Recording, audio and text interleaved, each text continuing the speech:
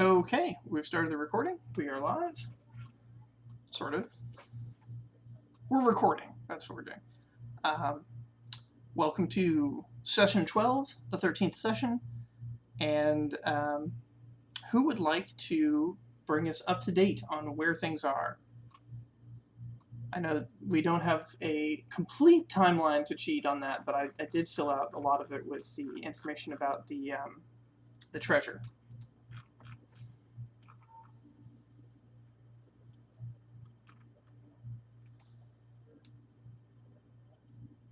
Does anyone remember what was going on after last session?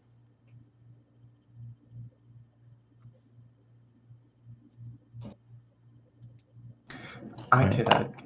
You go ahead. Go ahead. I was gonna say I don't remember. I remember bits and pieces, but I don't have a very clear. I'm struggling to remember what was last session. What was the session before? They were on the same, occurring on the same day, so they had very similar things going on. I mean, I'll get it. Yeah. So, Artemis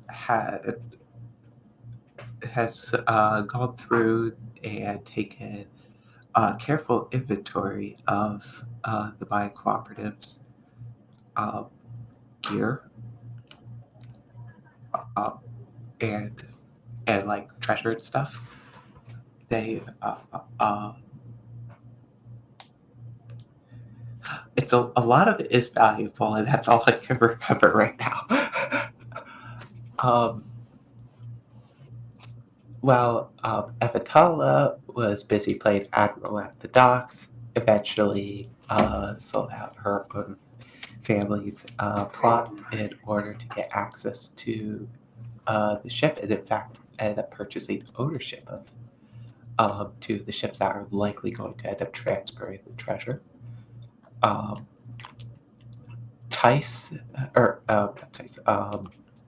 Charles,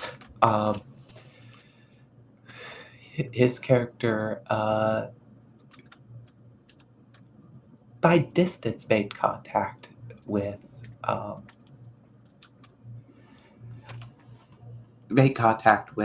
his old heist crew member, if I remember correctly, who is the one who likes to have exploding zombies, and managed to interrupt them and I think explode, was it 2 of the zombies, but they're still out there and they are clearly working for the other side.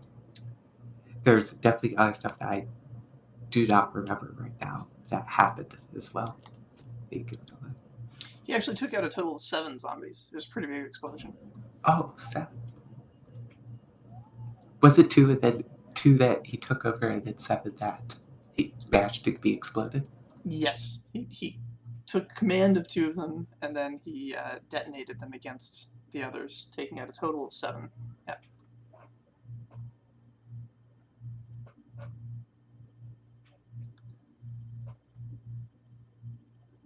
All right, that covers it fairly well. So the current situation is that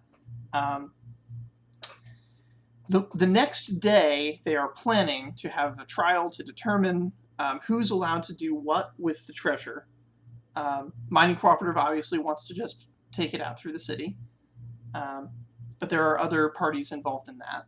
They've managed to get Delterra's father to act as an impartial judge in this manner, not to necessarily decide the outcome, although he may, but to at the very least arbitrate between the factions, because the traditional judges, the Rights and Properties Guild, have a stake in this, and that they want to get some of the pie for themselves. So the only way that they could get somebody to be agreed as by all parties as being impartial was to find somebody that was on the outs with the Rights and Properties Guild, but still had experience in lawyering, and he is just the guy for that.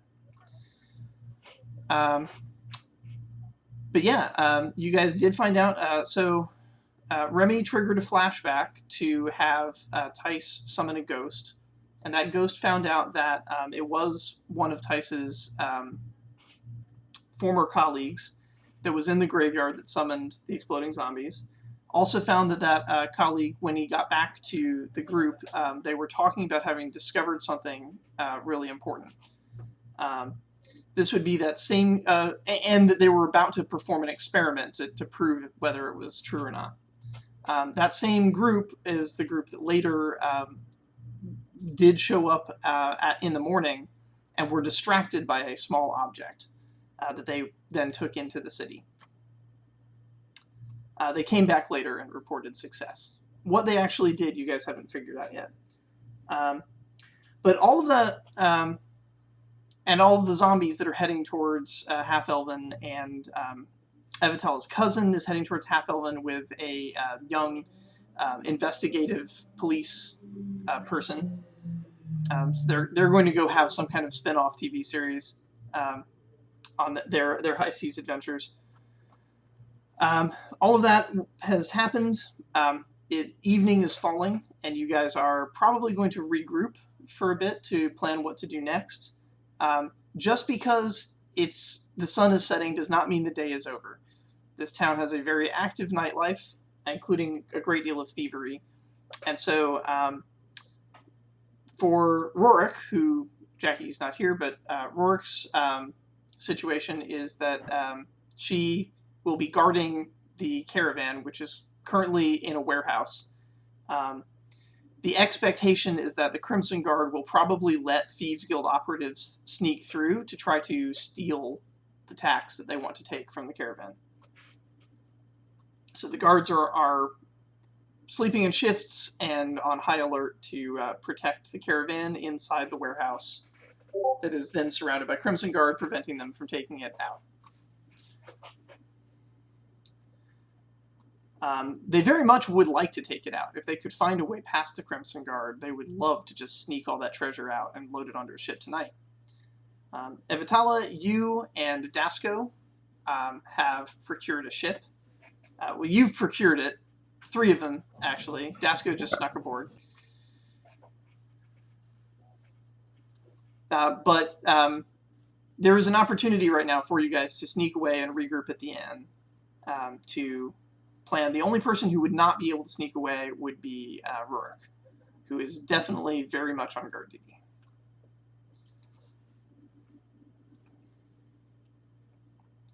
Though Evatala, you do recall being able to cast a spell. It was improvised, so you don't really know it as a spell, but you were able to cast a spell that allowed you to remotely communicate with your friends.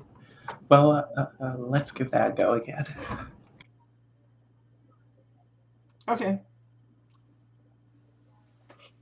You gonna do that to try and loop Rorik into the meeting? Yeah, and if there's important info that Rorik needs, because I don't know that, needs to share, like, sure. So, like, remember how magic rules work. Okay. And it looks like Jackie is at least listening in, so there we go. Yeah, I'm here. I can hear you. Awesome. Okay, so what am I rolling here? It's my magic plus 1. Anything?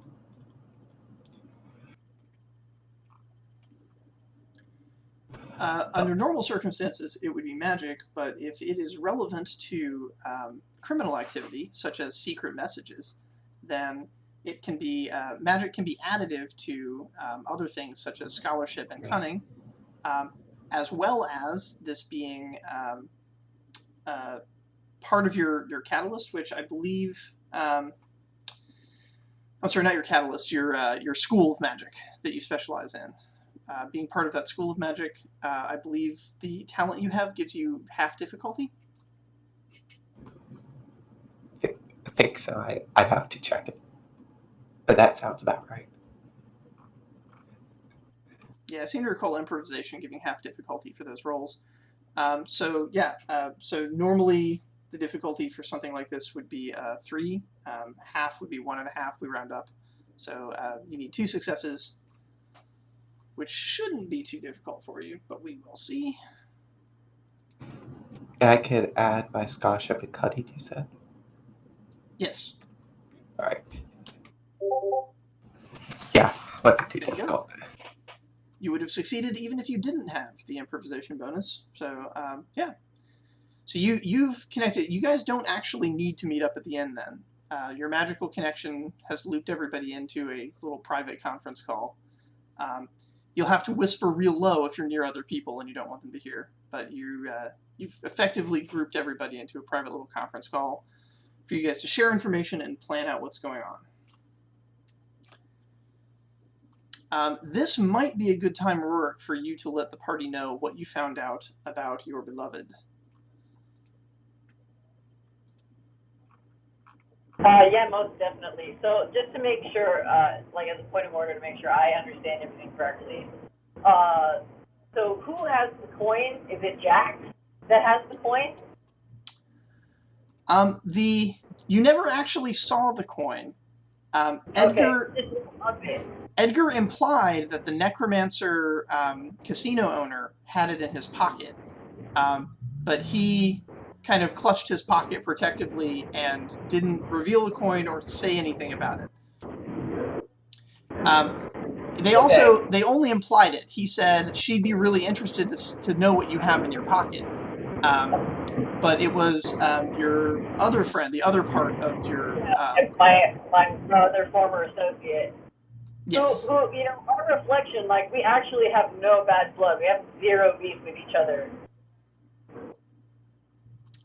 Yeah, to my knowledge, no. I don't know of anything that you guys have beef with since the issue was resolved. It was determined that it was the dwarf. Yeah. Yeah. Cool. Yeah. And she, as far as you know, like she's here. She just wants to work with you to try and get whatever this job is done, so that you guys can get So we can all get the hell out of here quickly. Yeah, exactly. Cool. Yeah. So that's the situation. My former associate from the Diamond Hands has informed me that my lady is captured. Spellbound to some sort of object.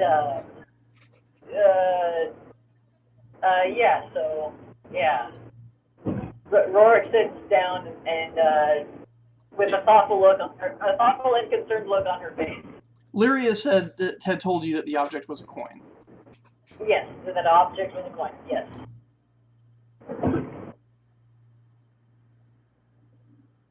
What kind of coin, I don't know, but supposedly it's being held by the owner of the Necromancer Casino that we encountered in our journey here.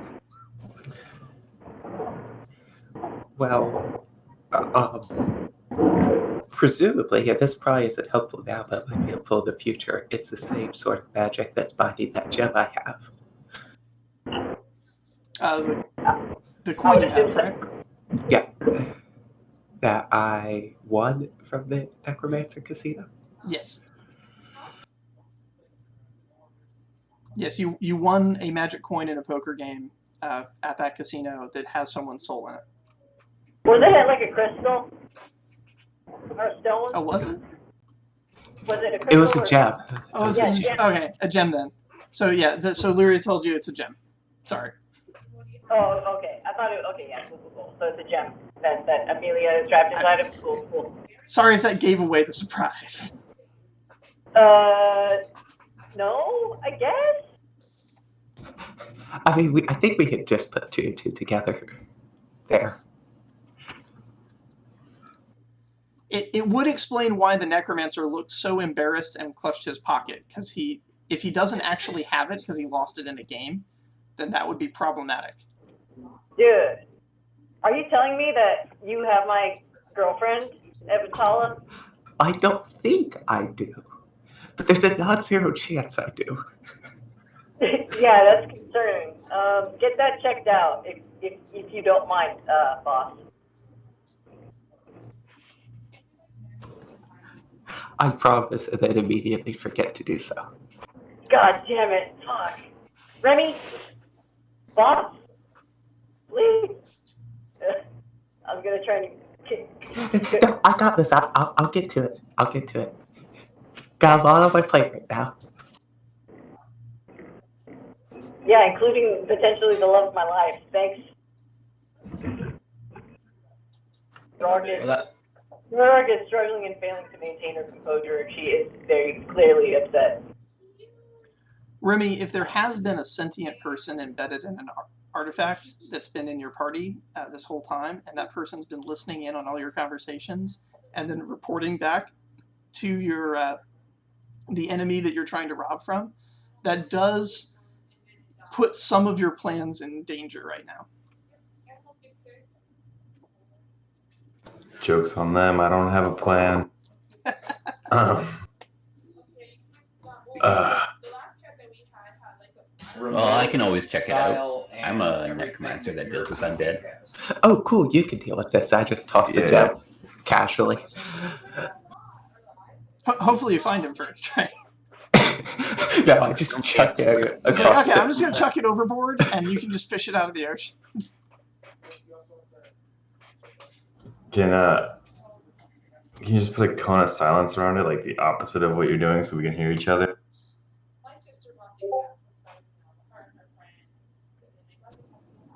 I guess I could. That won't. We would be immediately found out. That we know. I think damage has been done at this point. Yes. Well, we can stop further damage. I guess so. Well, I've already thrown the gem to someone. You can also flashback power to alter the situation. I don't think I can bribe the soul gem. No, but you did meet her at one point before she was in the gem. Did I? Yes, you went to her manor, and we went to Lyria's manor. Oh. Yeah, that's true. There was actually never any interaction with Amelia by any of the parties because she was busy being a goth girlfriend crying in her fucking castle.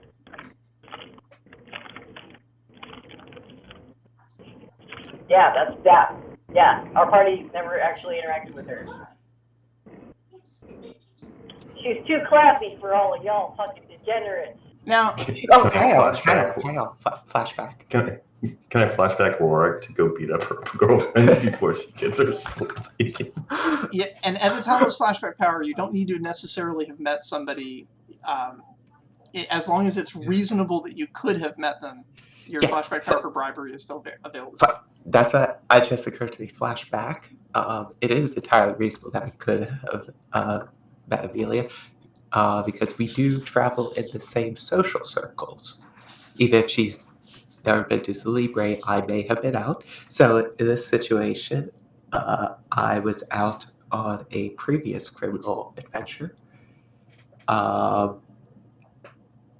And our paths had crossed, and we went to a tavern, and happened to be in the same tavern, got super wasted, had a really good time. I promise I'm not trying to steal Rock's girlfriend here. No, I understand. I totally understand. It's all good. But you just guys for being hashtag girl bosses. It's fine. Yeah, and it would make more narrative sense if this was a planned event that you would have done it while at the manor. But what I'm saying is that because I keep such a meticulous log of criminal contacts, particularly from a business perspective, we have conducted a favorable business deal for her family, and she owes me one. Let's put it down.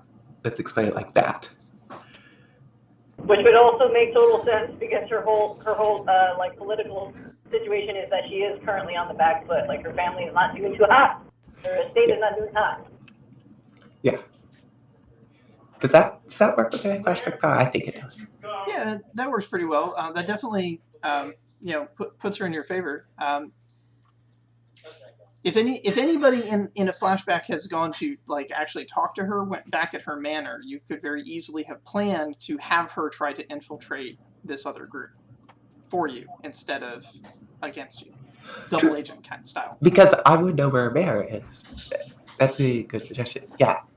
And let's say she owes me one, and while we were there, I peeled off to go have a conversation where I told her that we were going to solve her problem with her whole like former crew and all that, but because I have something on right now, if the something I pull a blank. I need to pull up my notes actually because I don't remember the guy's name. A Pegton? Is it? If the people we are competing against come through, it would be nice if she could infiltrate their group in some way and just report back to us. Okay. So this is essentially going to be a contested role of your flashback power versus Edgar's, as you both are trying basically to bribe her in the past. Yeah. So, again, brain, I do not remember the rules.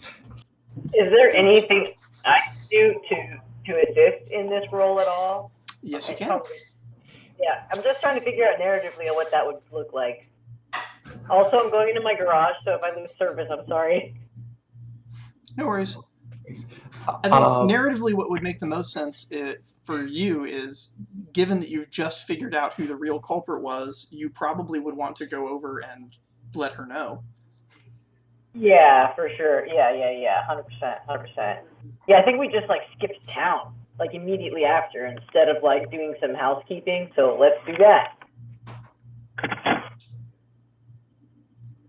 This is just how it works in the movies, right? Like, there's this whole part that got skipped, and then they're like, wait a second, but back then, and now we get to find out what happened and why this whole thing was actually set up in your favor. Or was it?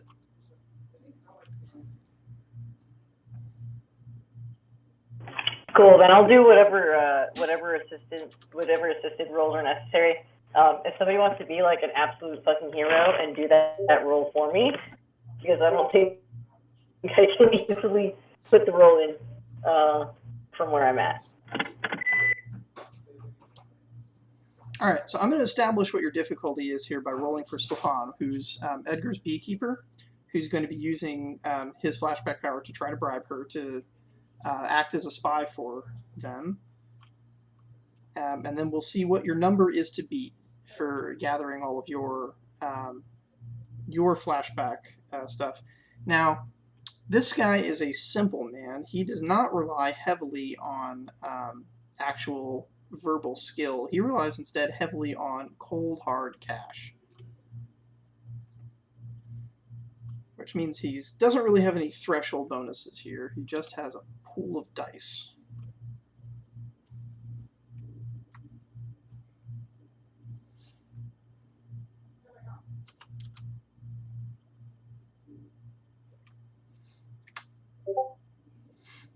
All right, so he essentially walks up to her with four wealth. That wealth that you guys have been throwing around, he walks up with 4 of those. And that's his offer. It's not elegant, it's just raw, cold cash. But that's not going to happen until after you guys leave. So, yeah, so that's the difficulty. If you guys put more than 4 successes down between you, then yeah, just remember that yeah, his offer is financial. So the question then is what do you guys are going to offer that's going to be not just financial? Well, for one, if I'm not mistaken, because we've resolved the issues with the tunnels, that's like an entire avenue of provisions we've just Voice went a little robot there, but I think I got the gist of it. So yeah, the tunnels, now that that's resolved, you know who's at fault. But the tunnels themselves haven't been restored as a source of revenue. The damage was done. So you're now back in good graces. Like, she'll talk to you again, but the revenue damage still exists.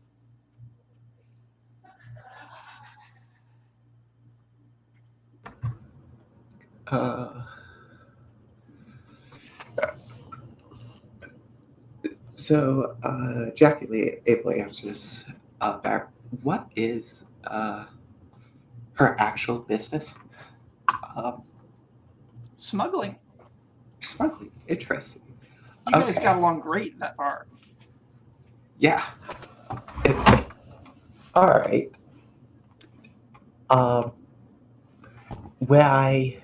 When we go there, I offer the use of our family's name and business for smuggling activities by sea until the tunnels can be restored.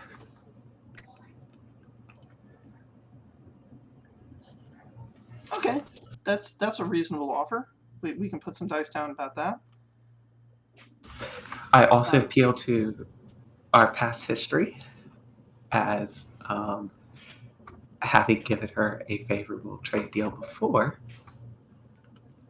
And it's quite rational to offer something like that, which is a source of continuous income, whereas the offer that's going up against is a one-time payout. Obviously, you don't also want to offer a one-time payout because that would take away from your cut. I do not. We'll wait till Jackie gets back so she can put her contribution in.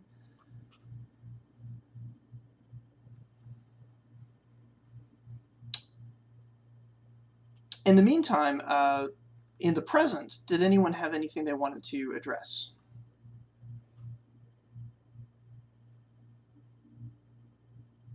In terms of assets you guys have for trying to execute on this, you now have access to the 3 ships ahead of time. So you guys can get on those ships and make adjustments before the cargo is loaded. You have access to the court systems because the Thieves Guild has agreed to drop their end of the suit as soon as they get word from Dasco that you guys are in position and ready to take a crack at getting the documents that they want. Which does mean that the Thieves Guild may or may not actually make their attempt this evening. Dasco, there probably is an agent looking to find you to talk about that. Gotcha. And Tice, you have those 2 doors. They are the same kind of doors that are being used on this transport to contain their treasures in a variety of extra-dimensional spaces. Yeah, mine are also technically containing treasures of mine. The corpse of the guy? No, the corpses, because remember it was at the end of the session I went down to the docks and I started... Oh. Right, you just took some corpses up off the bottom of the ocean, right? Yeah. In sort of like sleep mode, we were talking about it last time, yeah. Okay. So you have some corpses that you've gathered then into at least one of the rooms. The rooms could be used in some clever way also to try and do some kind of fake out. It is a little weird that they don't act like a normal bag of holding. They do act like just another room. But there's, yeah. That weirdness, though, might work to your advantage. So, who knows? Indeed. And then, yeah, and the other thing is that there was that curiosity that the other team was definitely exploring. You don't know what that is.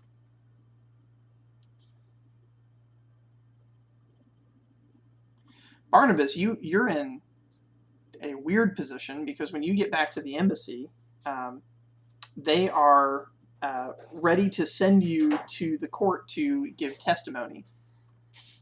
And they're having their own internal discussion as to what they think you should say. Because on the one hand, they definitely want that treasure to make it to Korloth. But on the other hand, they're not sure how to manipulate the court to make that happen. They don't know if you should be honest about what you recorded them having, or if you should cook the books a little bit. Is it up to me to make the decision? Fundamentally, yes. You are the agent in charge, so to speak, according to your paperwork, which they haven't figured out is fake yet. They have figured out that a stamp was stolen. They've got the receipt. They haven't traced that back to your paperwork yet. So at the moment, as far as they're concerned, you are the agent who is officially in charge and gets to make that call. Whether to cook the books and lie about what the mining cooperative is bringing through to try and get it through the courts in one way, or to be open and honest about it and try and get it through in another. So I'm just curious, what's the benefit of cooking the books? Are we going to pay less taxes, or they're going to take some cut of it, or if I don't fudge the numbers? Yeah, so the groups that are going to court are the mining cooperatives. Their position going into court is we should be allowed to take all this stuff unmolested through the city, out through the docks. It's ours and nobody gets to take it. The Crimson Guard's position is that the mining cooperative is an enemy of the state. All of their property is forfeit, and that none of it should leave the city, and it should all be taken into custody for Celebre. The Thieves Guild's position, which interestingly, normally the Thieves Guild and the Crimson Guard are kind of function together as a governmental body, but the Thieves Guild's position is actually that it's property and it should just be taxed normally, and they want access to it to go through its records and tax it. And the Rights and Properties Guild, they are also on team tax it, but they believe that they deserve a cut of that tax because they are handling the paperwork for what is there and what isn't. Okay. They have the least strong argument there, but the Thieves Guild, you happen to know, is ready to drop their end of the suit at a moment's notice. They're just waiting for word from Desco. I mean, my inclination is just to be forthcoming with the true inventory, and because it's an epic shitload of stuff. No matter what, if it gets taxed, fine, whatever. There's just so much of it that it's okay, fine, take some of the practically infinity whatever that we have. And plus, it would maybe play well to my character being, well, not my character, but the person I'm impersonating. That hey, I'm just here to move this along, truthfully. He's here to stamp papers and shit. That's true of the Thieves Guild's position and the Rights and Properties Guild's position. The Crimson Guard, if you give an accurate account, are going to declare that the room full of explosives is weapons. Although the mining cooperative's paperwork would obviously show that as being mining equipment, they consider that a weapon, particularly because there's also a room full of Bennington metal cannon cylinders and rifle cylinders. And that, in combination with explosives, means you have essentially gunpowder. You could assemble weapons and ammunition out of that stuff. Add to that the fact that there's a room full of petrish in various states of disassembly, and which could functionally be an army if they could be reanimated. And you have something that the Crimson Guard would absolutely object to as having nothing to do with commerce and is essentially funding and arming Apthis through Korloth. But aren't weapons really just part of commerce anyway? Really?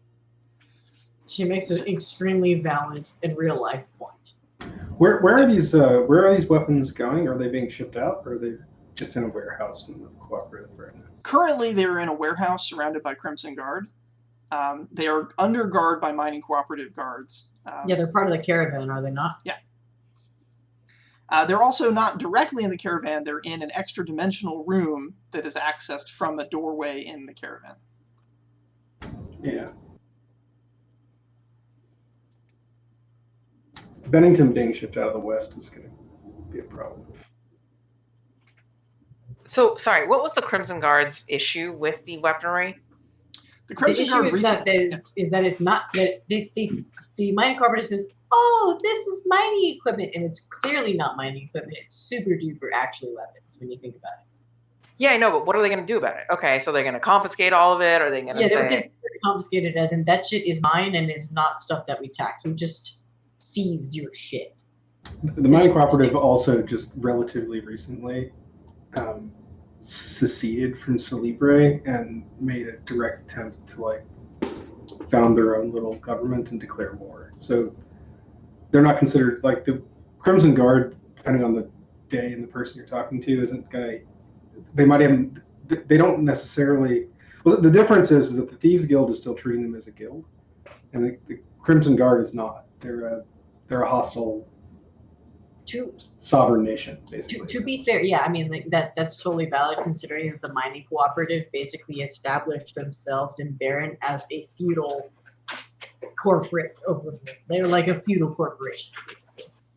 They basically you drink my special magic life-giving juice, and you get to fucking live, and in exchange you work in the fucking mines. So feudalism, So your lying might prevent the Crimson Guard from raising their cackles if you leave out the information about the Bennington, the explosives, and the Petrish. That's the current discussion happening in the Corlanthe embassy right now. So I guess the question then is, more realistically, do we want the Crimson Guard's hackles raised or unraised? Do we want unhackled hackles, or do we want to hackle their hackles? What's a hackle? I will say, on one hand, if you can manipulate it so that the money gets released but the weapons and stuff get seized, that's going to be a blow to the mining cooperative. And we don't particularly care about the weaponry.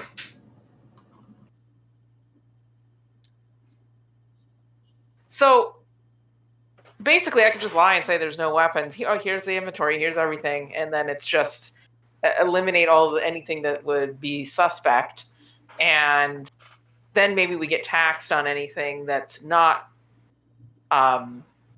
weaponry, assuming that the people that want to tax us proceed with doing that.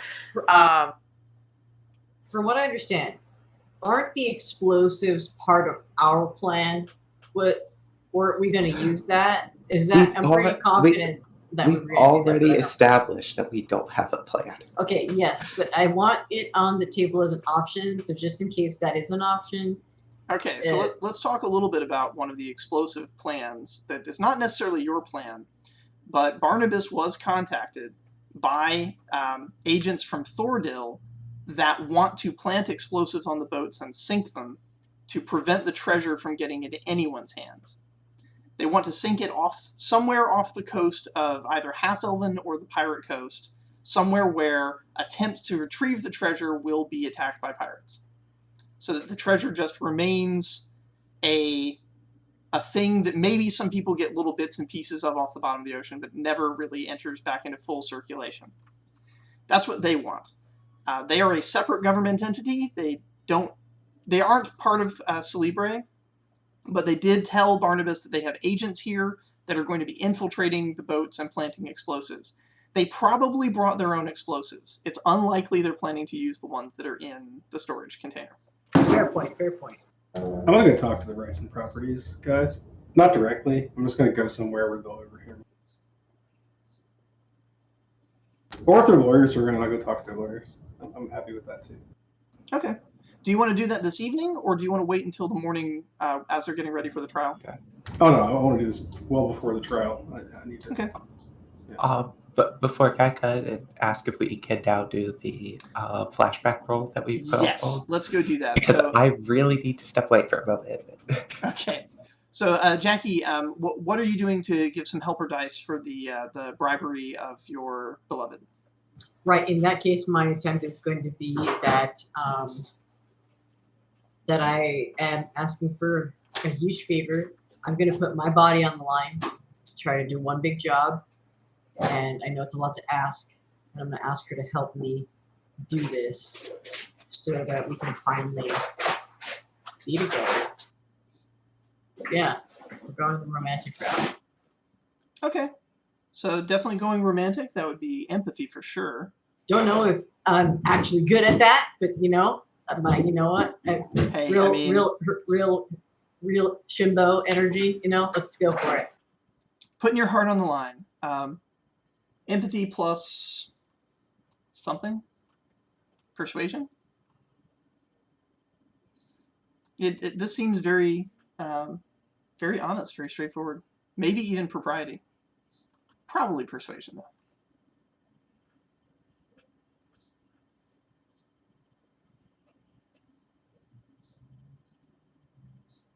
What would be the skill for puppy dog eyes? Performance. Performance for sure. Performance, yeah. All right.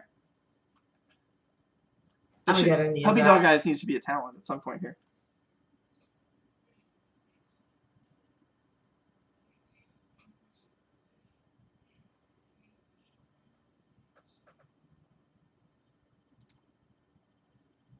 You know, I'm just gonna. You need, between your plea for the heart and Ivitala's rational discussion of the virtues of continuous income versus a one-time payoff. You guys need a total of 4 successes. I wonder if I could just pivot into leadership. You know what? I don't think you know what? Leadership. Hey, no, I can't leadership, my love. I know. Give me a speech, and we'll decide if that speech is more leadership, persuasion, or performance. Just remember, love is a battlefield. Heartache to heartache, you know. So, melee then? I mean, there was a part of me that said maybe I can use my vigor or my melee, and my mind immediately went into the gutter. I was like, I can't use either of those skills. We can't record that. Because I would win. I would single-handedly produce the number of successes that are necessary for this encounter. Rock went through pure will. My vigor is good. My melee, extremely good. But that's not appropriate.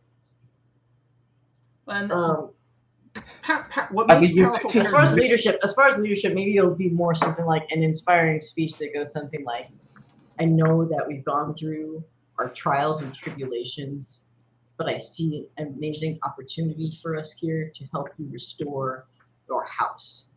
There are things that I'm good at, and I'm going to take, point on those things and put myself out there. But I know that there's things that you're good at, and I could really use your help on this so that we can do it together."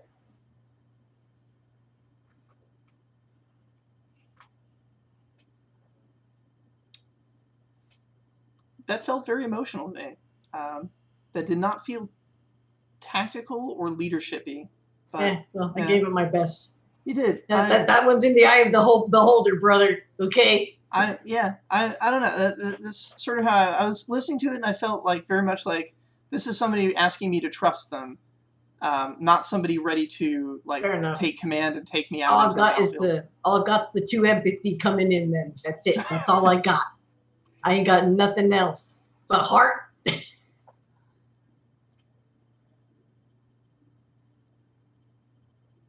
Roll those 2 with all your heart.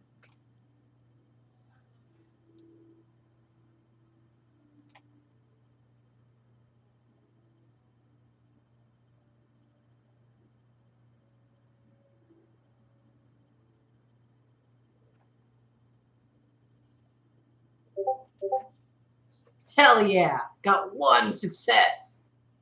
All right, the rest is up to you. What's that last one? Is that a 5? Yeah.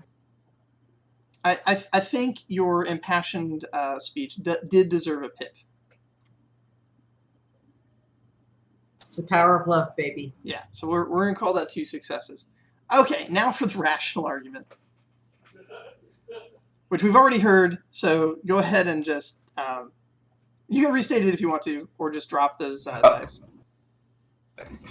So, I'm still not sure on the specific dice roll here.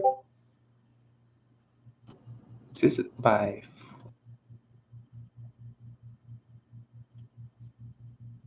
If I may make Yeah. one more inappropriate comment, it would actually be unarmed, and I don't have any points in that.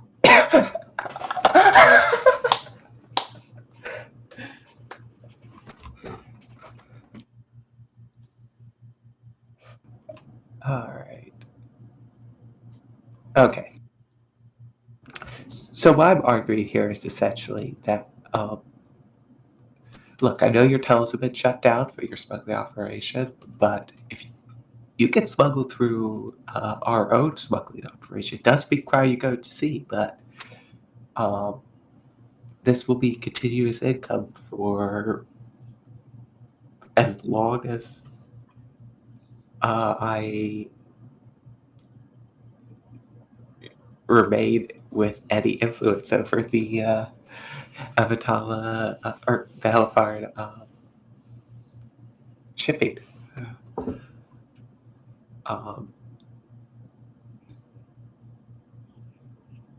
Okay. So you leaned on your born rich, so you have advantage, which means you can add your Orphic to your roll.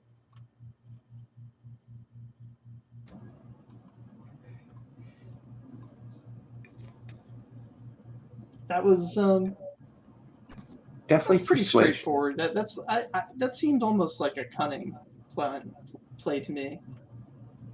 Cunning persuasion? Yeah, cunning persuasion. Right. You laid down a plan, and the plan makes mathematical sense.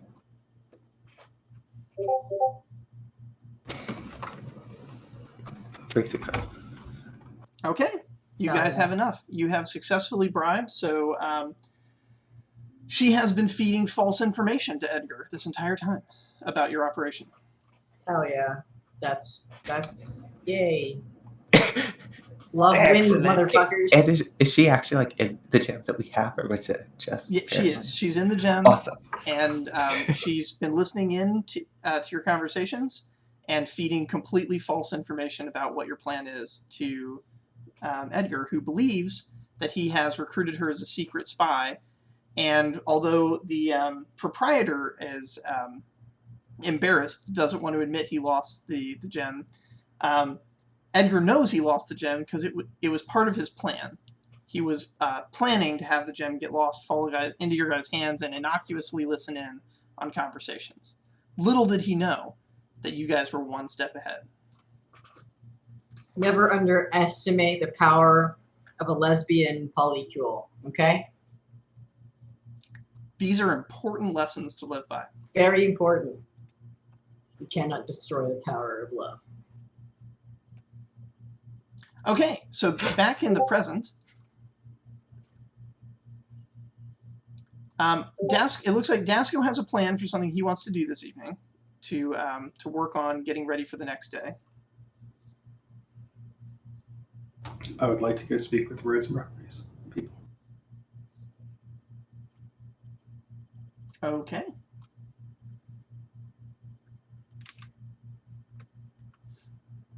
Let's see. Checking my notes. Rizma is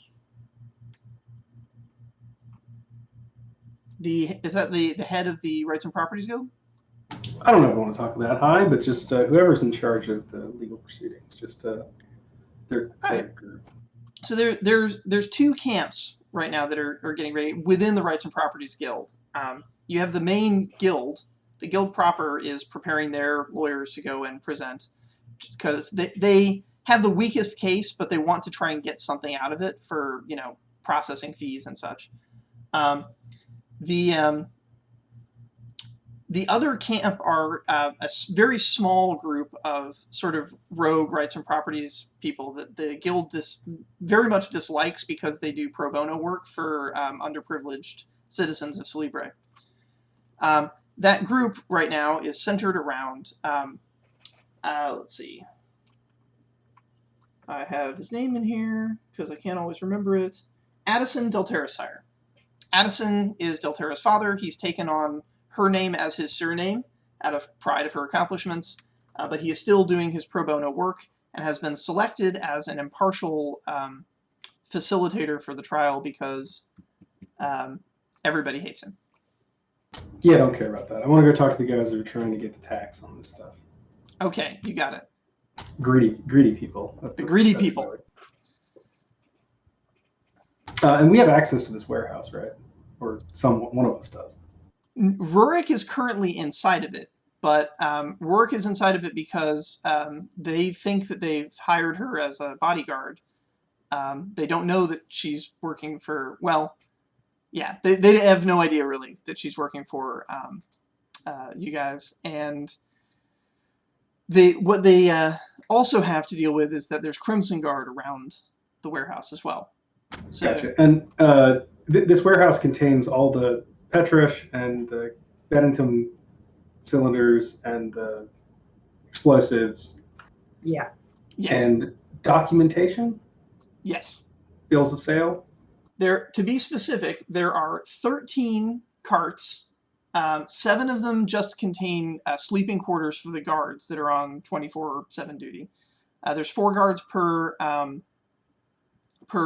thing, so you've got a total of 28 mining cooperative guards. These guys are the juicers. They've got potions on their belts that will balloon them up to fill out their uniforms and turn them into giant, not literally giants, but like really buff guys. They used to be using the biokinetic to do that. They've had to switch over to potions to maintain. Okay, that's really all I need to know. I don't think I need. Then there's the 6 treasure carts, which have all that shit. All of it's in there. Yep. Okay, gonna go talk to the lawyers. I'll just sit down with one of them in a tavern or wherever they're having dinner. It's probably a fancy place, so I'm just gonna stroll in and sit down, put my feet up on the table. Cool. The big name lawyers are similarly kind of relaxing, like getting themselves in the right headspace, while their underlings are trying to score brownie points by bringing them research documents and preparing briefs. All right, I'm just gonna sit next to one of them and just head over to where they are, which I assume is somewhat public-ish or something, and then say, I have a proposal. All right, the lawyer looks up and says, well, it's not on office hours today, sorry, but feel free to talk to my secretary and we can organize something. Well, it seems to me there's a giant warehouse of stuff that belongs to you, and you guys seem to have no case. I thought maybe you could use some information. I'm very glad you stopped by. Welcome to my office. Please take a seat, he says in the middle of the bar. So very well. Thank you very much, sir. And I go ahead and sit down. A coaster appears in front of you, and then shortly after, a cold beverage upon it. Alcohol certainly within the beverage. Say, I have some useful information that would strengthen your case significantly, I think. Would you be interested? I most certainly would. Would this be official information? Should I bring a stenographer? Well, I mean, this is information that... 3 interns are tripping over themselves to get a quill pen and start writing down whatever you're about to say. Go ahead, take it down. That's fine. That's fine. Not a big letters man myself. So that's I understand. Although letters are very important. I'm told. Well, so here's the thing. You see, I just came from Barren Way, and so I have some information about what's in the warehouse, where it came from, what it's being used for, and I think there's some things you're potentially overlooking. All right.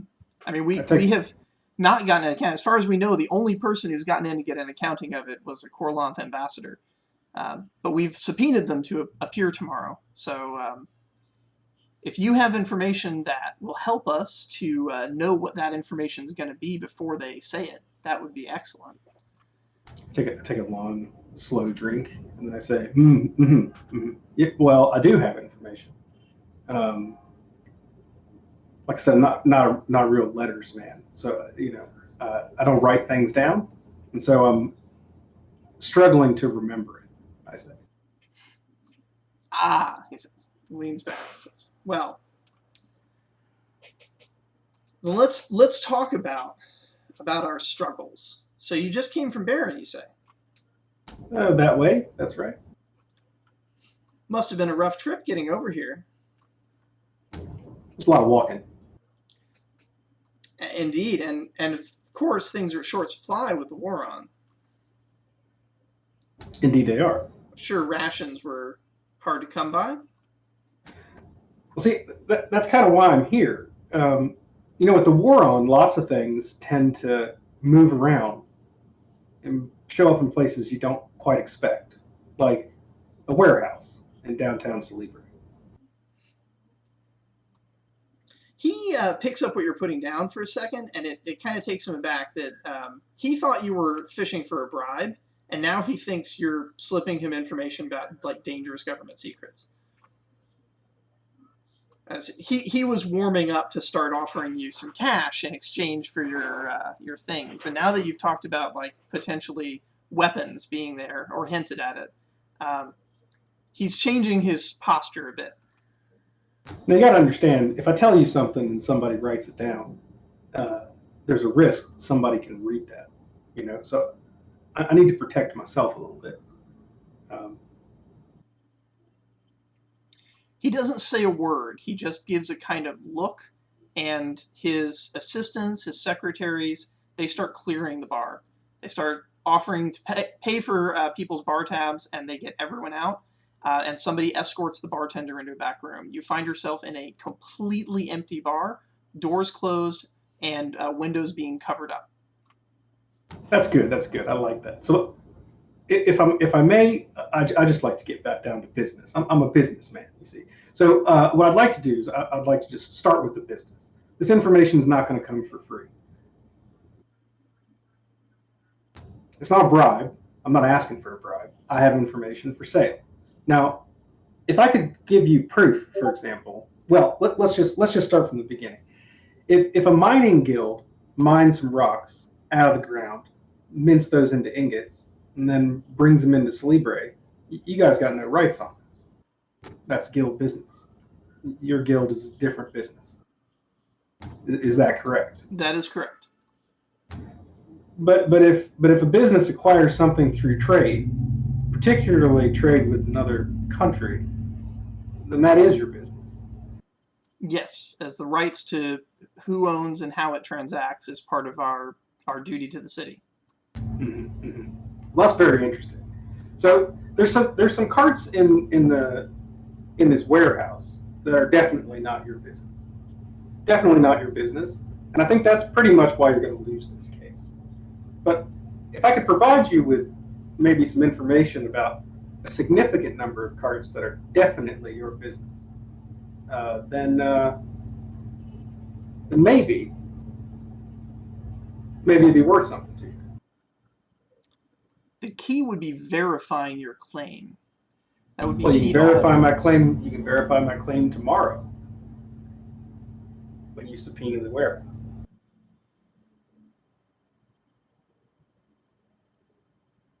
You don't got to pay me now, but I do expect a little bit of assistance sometime in the future. He does the math in his head and says, all right, subpoenaing the warehouse tomorrow would, to reveal your claim, whatever that claim ends up being, would in and of itself give us access to information I don't currently have, and that I'm fairly certain the Corlanth Embassy was going to lie about anyway. So we'll strike a little deal here. Are you willing to appear at the hearing tomorrow to make your statement? I will not. But I'll tip you off on some things that will let you do a proper inspection of the warehouse. Okay. You see, if I were a mining guild and I knew that metal that I pulled out of the ground was my business and wasn't something that you would be able to tax, and I would make damn sure that, particularly if I had a lot of valuable stuff that was definitely your business, I'd make damn sure that that stuff looked just like metal that I pulled out of the ground. And I would just assume that your business wouldn't be good enough to really take a deep look into. You see a bunch of ingots in a cart? That's not your business. That's mining cooperative business. What if I could tell you that some of these carts, those ingots aren't stuff they pulled out of the ground? Got to go a little bit deeper here. See, it's sneaky. They've got some stuff in there that's certainly your business, but it's stuff you don't care about. It's a mining guild, right? They got explosives, they've got mining equipment. These things are probably your business. They're trade items, artisan goods. They're also worthless. You don't care about them. But if they were to, say, have like a significant amount of Bennington, that might be something that would be interesting to you. Because, you know, Bennington doesn't come out of the ground. Bennington comes from solids. It's truly amazing the control he has over his eyebrow, that he keeps it only slightly raised when you say Bennington. He says, okay, Bennington, that's something. And if there's a lot of it, you know, then, I mean, it's just ingots, right? But if you don't know what to look for, they're just ingots. But if you do know what to look for, they're ingots from Talus. These are trade items, trade goods, probably illegal trade goods. I don't know Talus to sell Bennington to foreign countries or guilds or anything. Also, I mean, if it were me, you know, I was the mining cooperative, I probably would put my own mining cooperative stamp on those Bennington ingots. You know, but if you look a little bit carefully, maybe you'll see a Silesian stamp there, or maybe there's some documentation. Yeah, if another guild was involved in this, then it becomes a very different matter. There's also a significant amount of metal that you aren't going to want to look for, which has been shaped into mining implements and, I don't know, robot-y things. And those are also not built by the mining cooperative, of course. That's through trade with the weird robot country that just popped up, the one that's making the trains. That's also inter-guild trade with the foreign country. That's something that is definitely your business, yeah. Trade and treaties.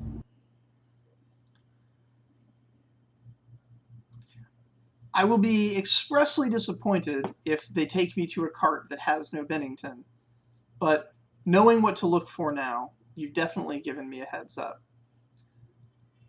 I'll have to consider how to handle this, but you've earned your pay. That's good, I say. So if it were me, of course, I'm not a lawyer, but if it were me, I would focus on those. Your legal rights over the. I mean, there's some carts with some gold in it, but those carts are mining gold. Not worth the time. The Thieves Guild's going to tax the crap out of this anyway. But as far as I know, nobody really knows what these other carts are.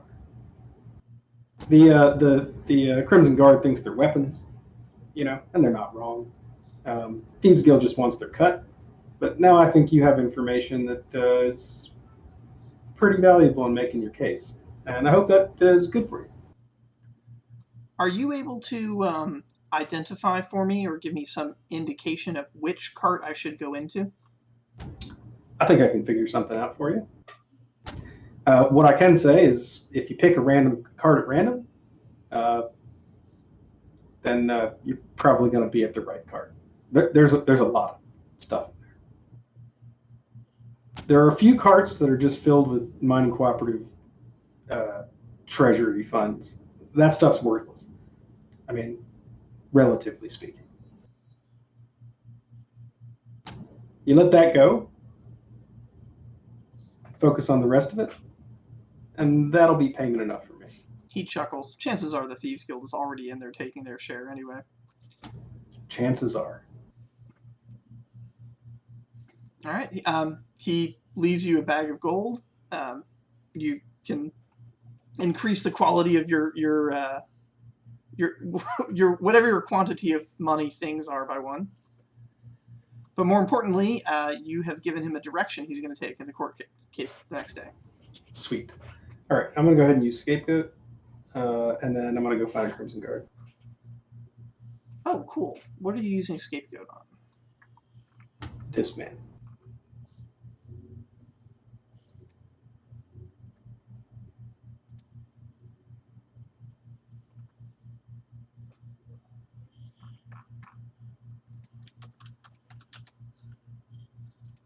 Oh, thank goodness for the search function.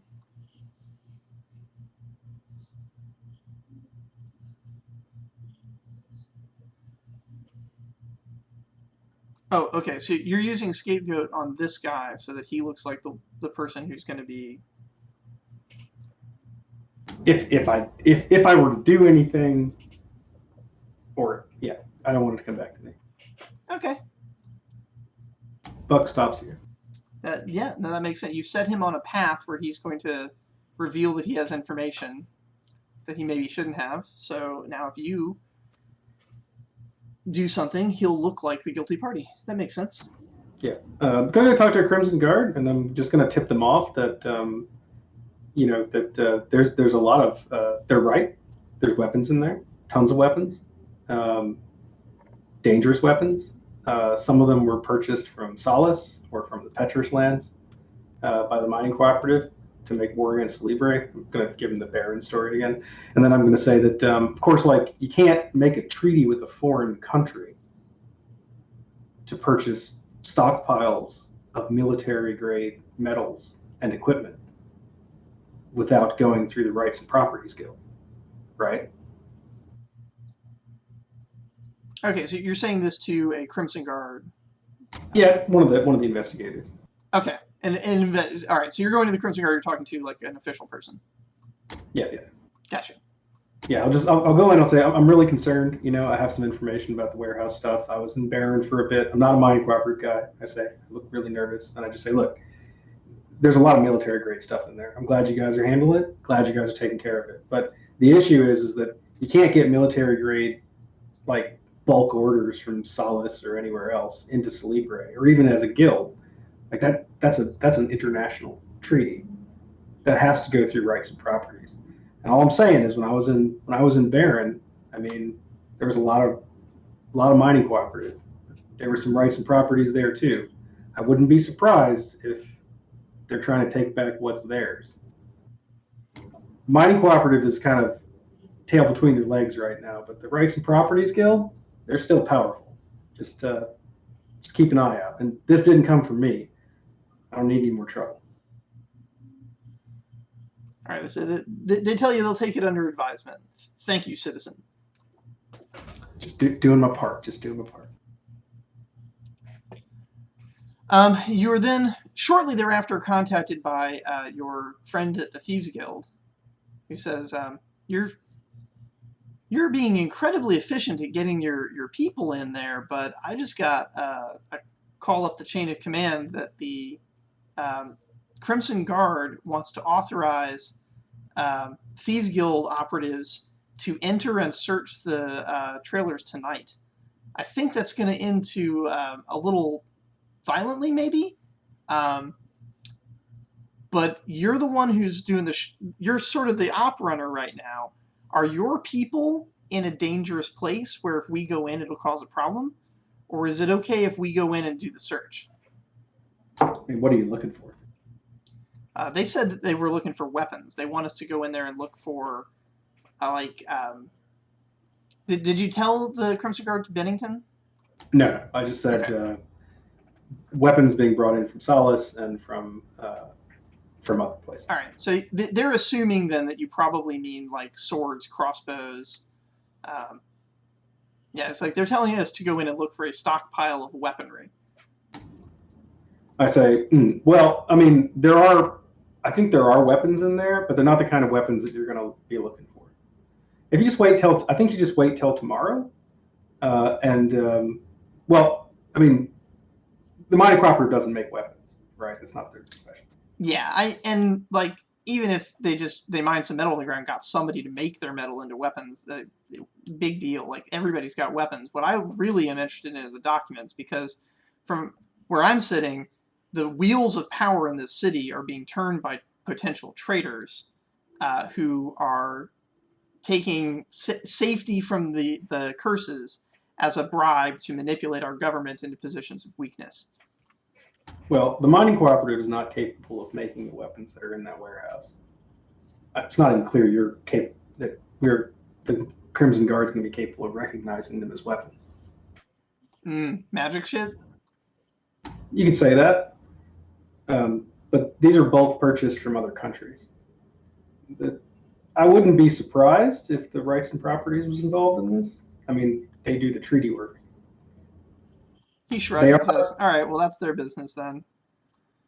As long as this doesn't impede on your ability to get those documents for us, we'll follow your lead on that.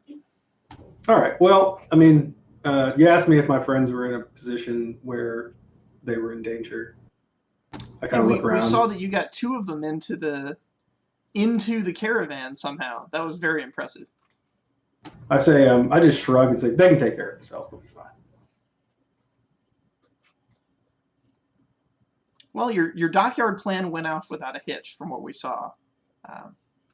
So you clearly know what you're doing, and we will step back and wait for your signal.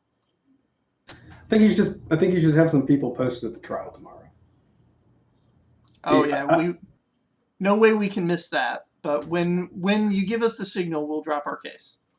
I got a suspicion that the greed inherent in the guild structure will make the Rights and Properties reveal themselves. I'm not even sure the mining cooperative knows what they've got in that warehouse. Gold is the least of your worries.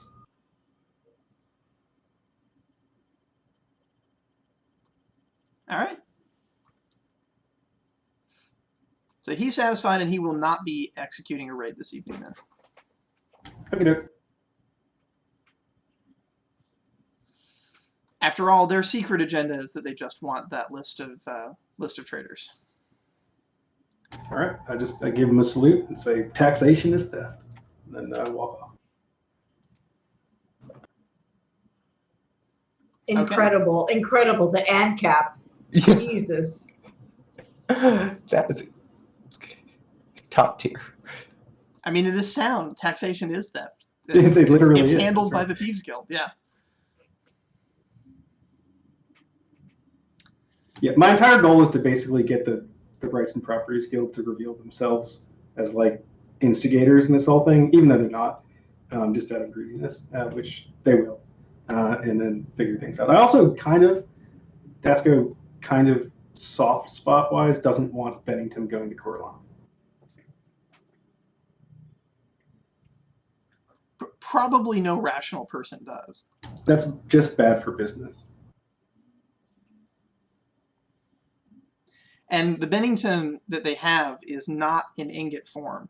It's in cylinders. Yeah. But I'm not sure where the hell they got it from. Aren't we stealing something everything Talus. before it gets to Corlon, though? Yeah, but my goal was to basically have all of the people that are trying to steal our money fight over the heavy shit so that we can just take all the money. Yeah. Everybody's currently focusing on the giant cylinders of cannon metal, and that's where the value is. And to them, it might be valuable, but to us, the relatively small, inconspicuous 7 carts full of just raw gold coin those aren't important. The Thieves Guild was already just going to be like not give a crap, so I'm not worried about those guys. I just want the other 2 factions that are involved here, which would be the Crimson Guard and the Rights and Properties, to focus on the stuff that we don't want. And just to give like a breakdown to what's in the carts, just a little refresher for everybody. So you've got 7 carts that are just guards. There's you didn't observe any treasure in those. They're housing for the guards that are protecting the caravan. And then you've got 6 carts full of treasure. One of them is just full of magic items. Swords, daggers, axes, bows, quivers, suits of armor, staves, wands, rings, and cloaks.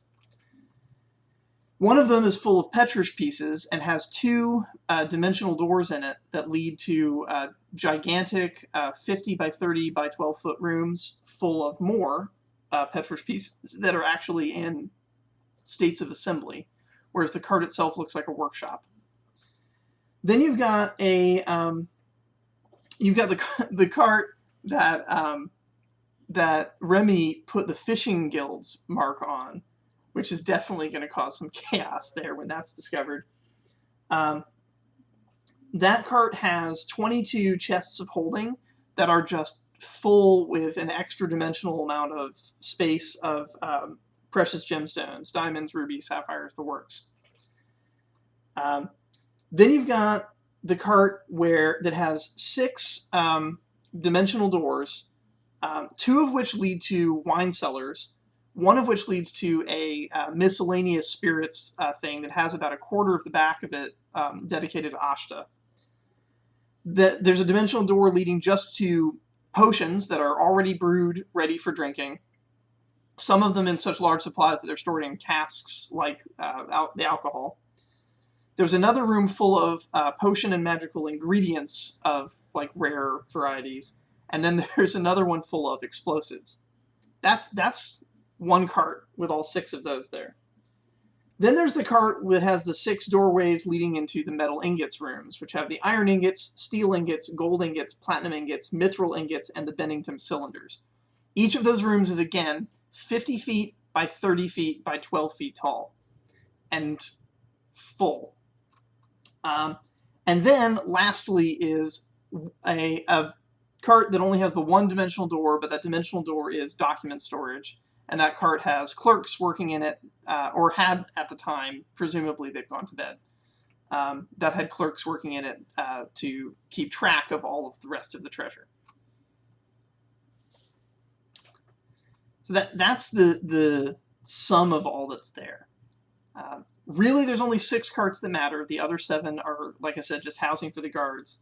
But depending on which of those carts you pick and which dimensional door you go into, the treasure is vast and of different varieties. The 2 that have probably the most exciting things would be the for the investigators would be the one with the Bennington in the dimensional door for the metal cart. The explosives could be argued to have some corollary danger with that, but then the other one would be the Petrish pieces in cart number 4. Cart number 6, the one you marked, is actually a great cart for you guys because it is just gems. There's nothing controversial, nothing magical. It's not even using the dimensional doors. They're using classic chests of holding. How they got 22 chests of holding together, that must have been a serious expenditure of money. But this does also represent at this point in time, the sum total of all of the wealth of the mining cooperative that's left. It's all boiled down to this, and if this is gone, there basically is no more mining cooperative. Happy coincidences. So with the politics in a tizzy this evening, did anyone else want to take any actions this evening or do any investigations? While Dasco is running around, that's probably going to take him a while, so there's plenty of time for other people to engage in other activities. Rorik, it turns out you get the night off because Dasco has prevented the Thieves Guild assault. Tight. And Barnabas, you still need to decide. Well, you don't need to decide right now, but your air quotes colleagues over there at the embassy are trying to persuade you one way or another whether or not to announce some of this stuff because of its potentially politically explosive implications.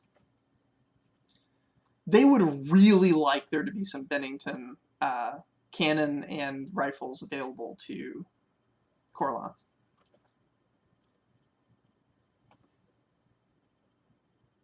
Actually, it's an interesting question. Do you even share with them that that's there? So I do have colleagues here, I guess. Well, we're I'm not putting air solo. quotes around that because you forged a document and you're pretending to be one of them. Yeah, I didn't know if I was running solo or if there was anyone else here still. You're effectively running solo. You have a magical earpiece to talk to your team right now that Vitala cast as a spell for the evening. So you guys can kind of conference call in and organize. That will wear off by the end of the night. But, yeah. So you can talk to them if you want to consult with them and then decide what you want to reveal to the embassy. Got it. Yeah, I thought you meant the Corlanthi, like there might have been Corlanthi colleagues present. There are. You have some Corlanthi colleagues that are excited to know what's in the stash, and then depending on what you tell them, they might advise you to lie. If you tell them that there's Bennington there, they're going to advise you to lie about that. Yeah, I don't think I'm going to tell them about that. Okay. In that case, they're just excited about all the wealth coming in. Exactly. I don't want them to get overly excited about anything. And I guess, like, as far as the hearing tomorrow, like, I guess we'll see what's going to happen. But at this point, if I were to try and hide anything from the inventory, there's already Dasco's things in the works where there's certain people that already actually know about some of the contents. So I don't even know. I honestly don't even know if I should lie at this point, or what the benefit to lying would be. So I guess maybe I'll try and like coordinate with Dasco on the earpiece on like what's the plan for tomorrow. Like what should I be? What would be most advantageous for us to, as far as the inventory that I give tomorrow in court? So here's the deal. Everything in that warehouse is ours, except the Bennington and the robot parts.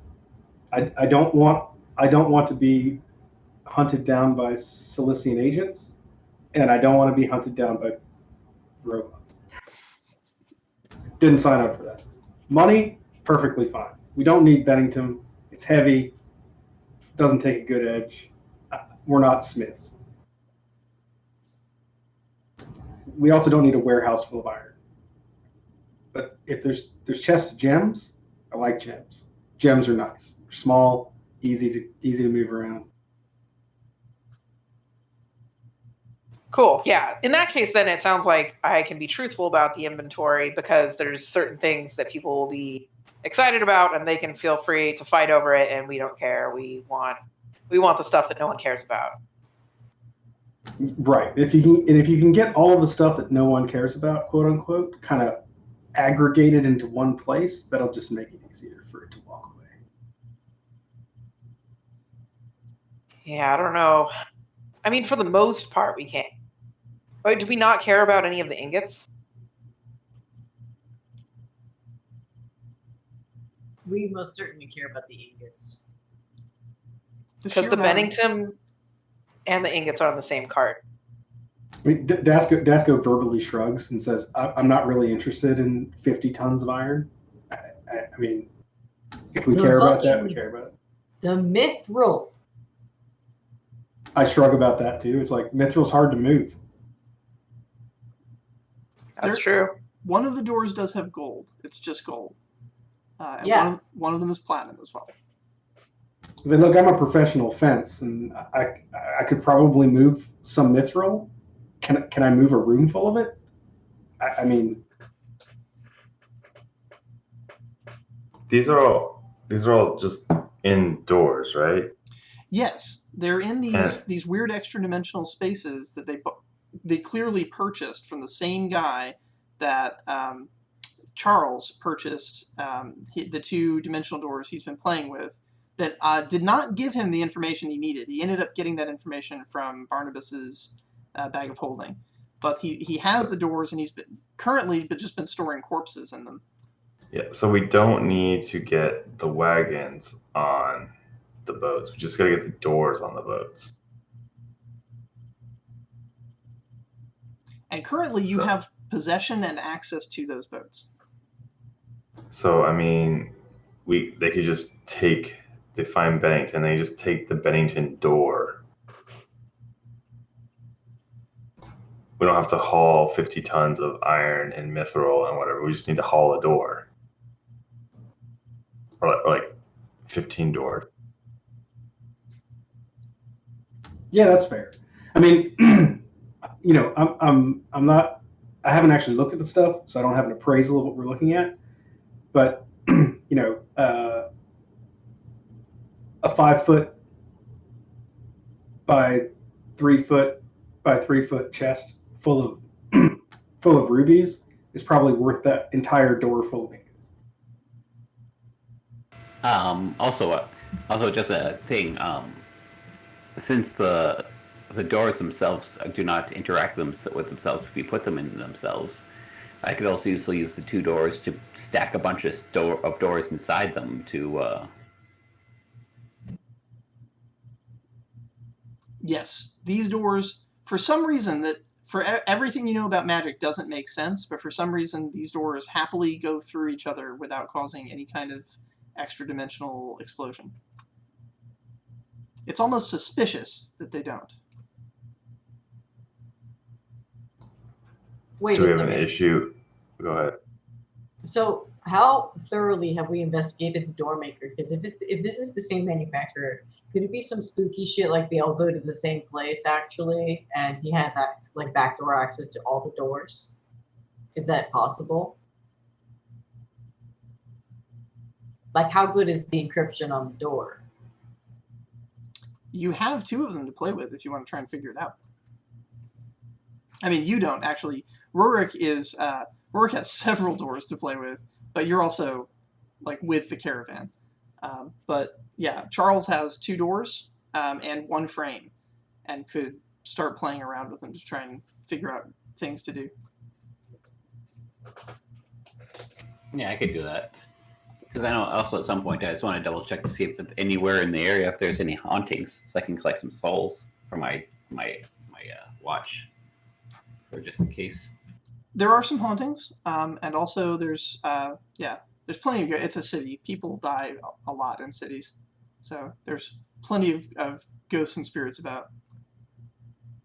Do you have a soul and a gem, or a gem, right? Yep. Yeah, if we can figure out how to put doors in doors, then we can theoretically pile everything into one door, and then just all we're carrying is one door. Can we put the chests of holding in a door? Because those are currently not in a door. Yeah, you can put extra spatial things into the doors. You just can't put them into each other, like the chest into the chest. All right. I mean, you guys can do what you want. When I get my cut, I'm going to put it in a good old leather bag and walk away. Don't trust magic. Stick my hand into a black space and pull out, hopefully, a hand.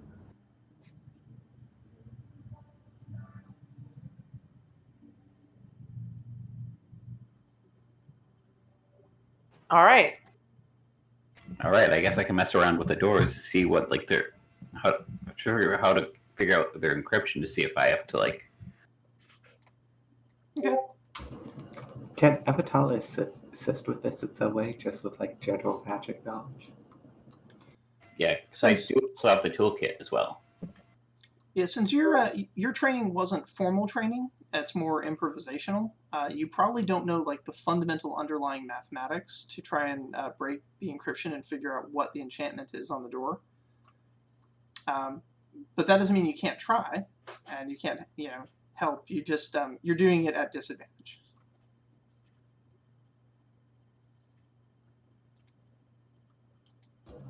I mean, I might as well. That said, there may be other ways to help other than directly casting spells at it too.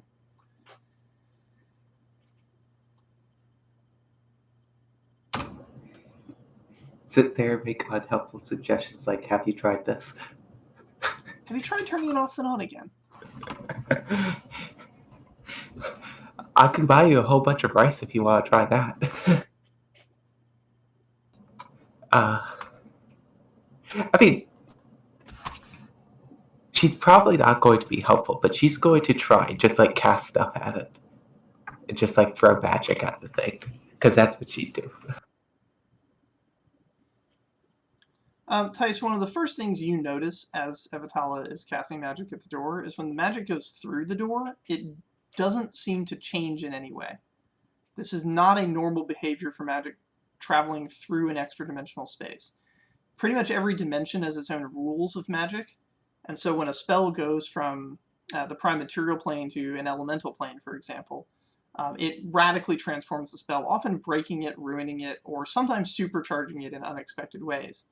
You are seeing absolutely no change. So wherever it's going to somewhere that's on the same plane. No, somewhere where the rules are identical to the rules in the prime material plane. Okay. Also, gravity is exactly the same in the room as it is out. Yeah.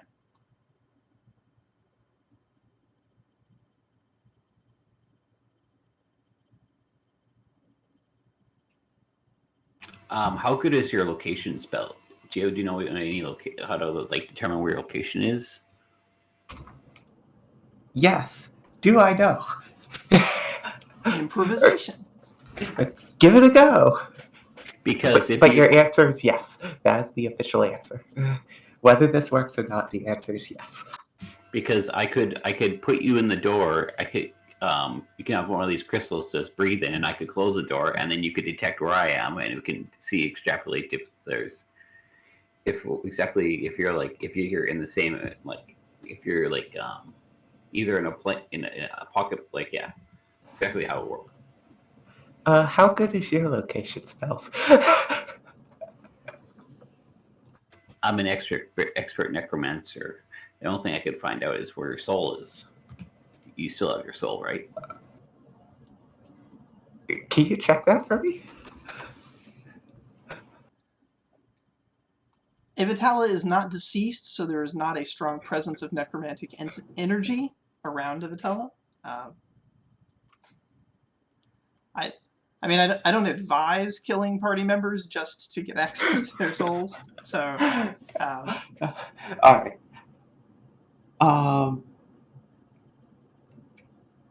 Well, the spell works in there, so we could still be conference called, presumably. There is totally the corpse of the guy that you guys murdered at the docks. You sucked his blood out into your dagger. Oh, yeah. Where is that corpse? I assume Charles has it. Yeah, probably. Why don't we put the corpse in there and you find the soul thing? Is that how it works? I believe he already put the corpse into one of the rooms, along with a whole bunch of just random, decomposed bones that he found at the bottom of the ocean. Yeah.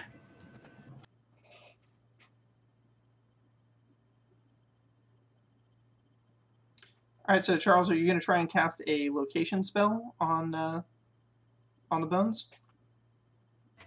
Sure, yeah. Okay.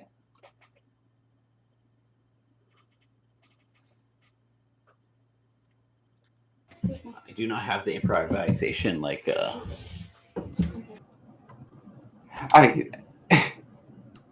Yeah, this is one of those funny things. It's like you probably roll more dice than Evatala does, but Evatala would have half the difficulty. Yeah. Why don't we both try finding the location? Is it possible to channel magic through someone else to help them with it? Channel magic what? Through someone to amplify theirs. Cooperative spells can be cast, yeah. Because I could pump you with a bunch of necromantic energy to help you locate the. Say no more. Just fuck me up, fam. Just.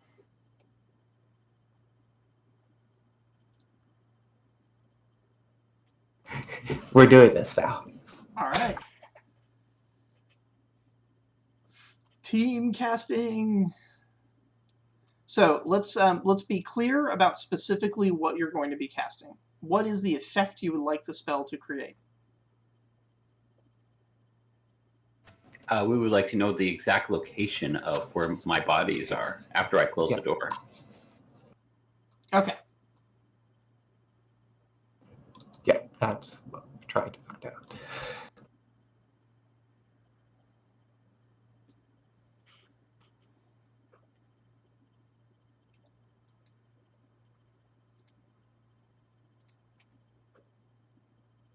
All right, it's a mystery target number because you don't know exactly what it is you're trying to overcome, but you're easily going to be able to create a searching spell. The question is, will the spell be clever enough that it's going to bypass whatever thing is in the way?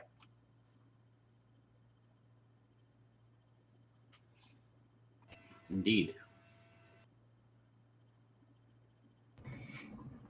All right.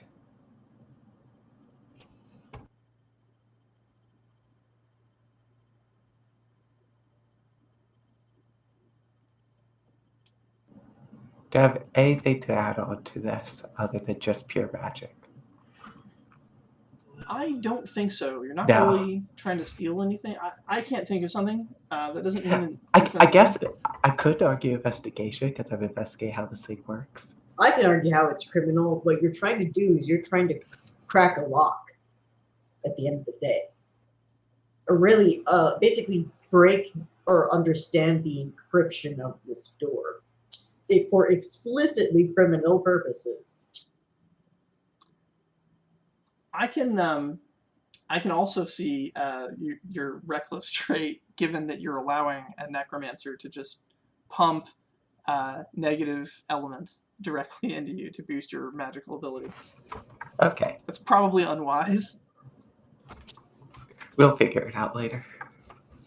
I do have because we just gotten some because of the being the what were they called, the potentials. It gave you extra traits.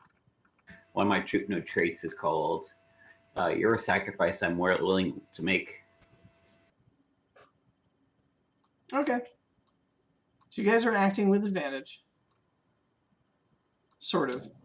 You're also acting kind of with disadvantage. I don't know if do they cancel each other out? I mean, if you have a mastery, then that always gives you advantage, regardless of anything else. If you have advantage and disadvantage, then you're...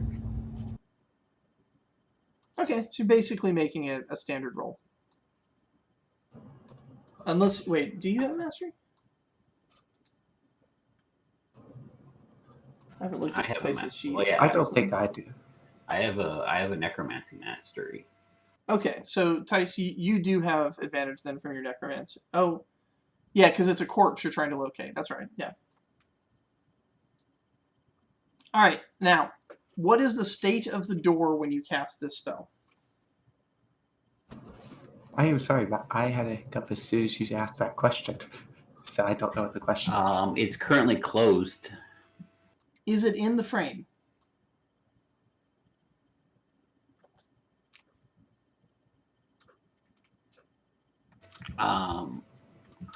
I'm going to currently not have it in the frame because because it still is the same pocket area, even with it now in the frame, because or else everything would just be gone.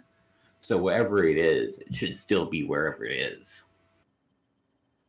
And if it doesn't pick up, then we have to put it in the frame. Okay, go ahead. So let's see here.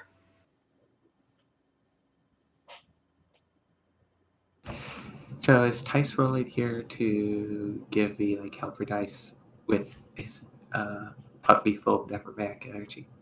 Yes, he's gonna flood you with necromantic energy, and then you're gonna use what you've learned in Delterra's improvisation class to try and shape that into more useful magical elements that you can use to assemble your spell.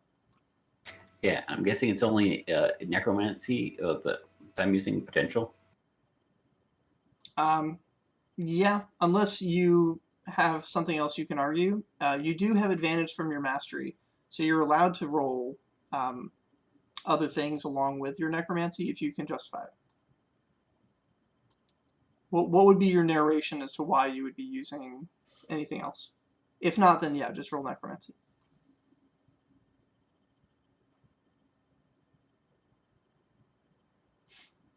It's magic. Any successes you get will become dice for Evitala's roll.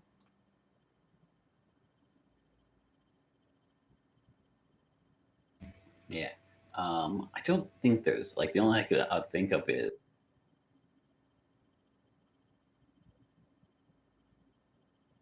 would be investigation, but like, or just a crime even. Well, if you were the one casting the spell, maybe.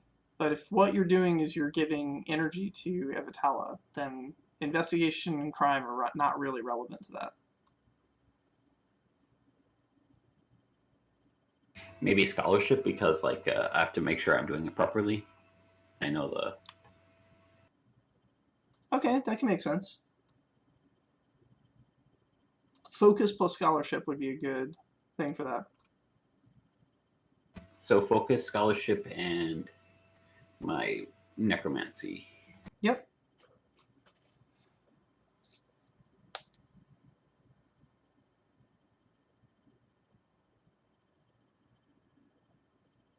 Is it possible to power up my my amulet before I do this? To do what? To give it so I can use its pips. Oh yeah, absolutely. It will tax it, but yes.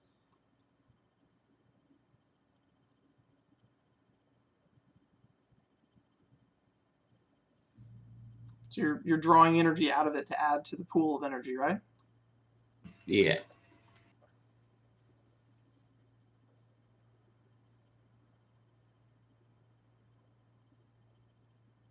More magic. All right, here you go. Okay, you have an extra 9 dice in addition to whatever it is you roll for casting the spell. God damn! So I'm going to. Yeah. What? Forget what kind of what are you again? You're I'm a gnome. What are you? I'm a half elf. Yeah, which means she's got a tangle, so she can like almost feel the energy that you've just dumped around. It's just an absolute wealth of negative element. Enough aether is like flowing and weaving that you can shape just about anything you want. So can I add anything onto my magic roll here? Or I'm pretty sure you have disadvantage in this situation here because I think so.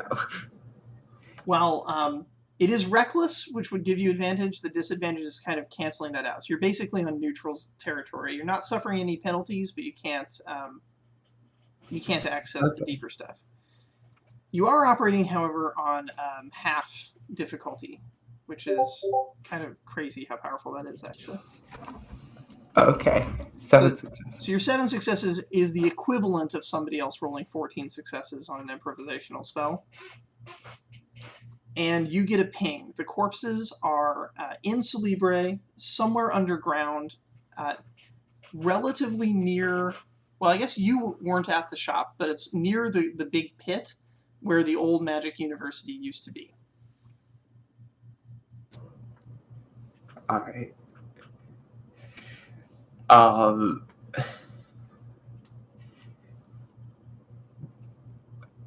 I assume that I've been informed that that's where the shop is. Probably. Correct? Yeah. It's in the shop. Not necessarily in, but under, and very far under. Like, not like in the basement, but like deep underground under. But yes.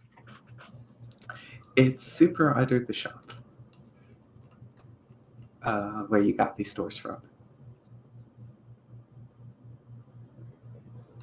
It would probably require going down into the pit that was left by the teleporting tower in order to get access to it. So yeah, so minus the gems, we could potentially, like, someone could potentially loot some of the, if we find the actual main access point tonight.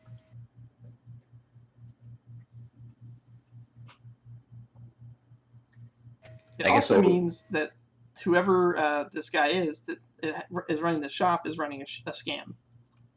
That he is not actually selling extra-dimensional portals. He's selling site-to-site portals that are dressed up to look and feel like extra-dimensional portals. Hell, we don't even need to technically do any heisting. We could complete this fucking delivery and just go get it from the pit.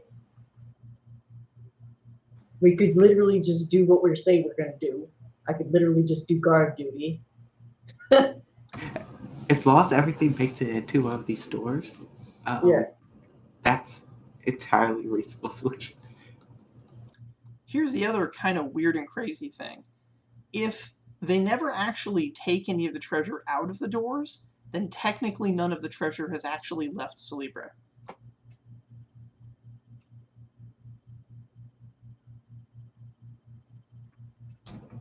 So we just have to make sure everything ends up in a door.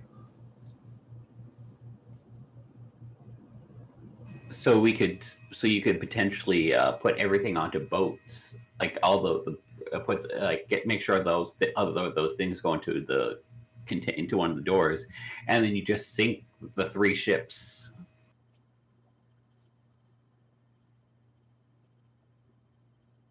Now, a couple people probably know that this is a scam. Obviously, the owner of the shop knows it's a scam. He might have some helpers that helped him set it up too, depending on how complicated the magic is to run the scam. Those of you who know this guy from the underworld, he basically was just a potion mixer. And then he suddenly had invented some cool new spell that created these doors. That's what's known about it. It now seems unlikely that he created a new spell. It seems like he either found or got access to something that's enabling the scam. So there's that. There's also the necromancer and and Jax were acting really excited over a discovery carrying a device. Thinking about it now, that device may have been a tracker, and they may have been performing the exact same experiment you guys just performed.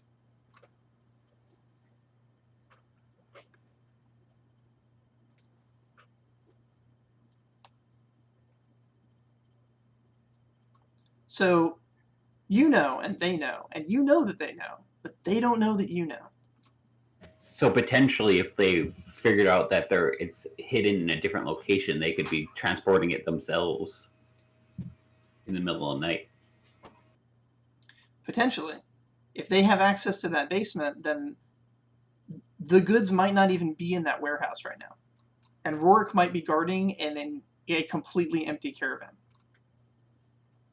Except for the gemstones, which have their own wagon.